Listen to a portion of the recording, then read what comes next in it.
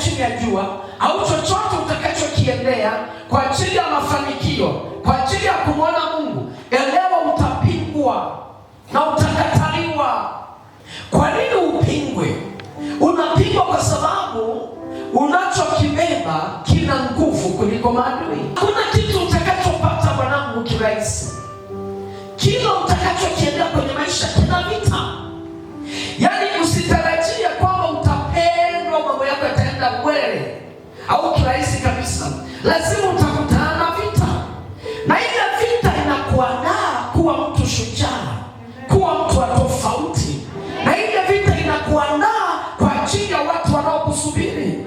Kwa hiyo unapofanya vita, ukakabiliana na vita, ukashinda kupitia neno la Mungu, wewe na uhakika ukishinda, wengi wameshinda. Ukishinda, wengi wamepona. Ukishinda, wengi wamefaulu. Ukishinda, wengi wamemwona Mungu wako. Kuna watu watatu watashinda vita wanavyopitia, na wakishashinda hizo vita, kuna watu wataokoka kupitia wao. Sasa unapita, kila mtu atakukataa.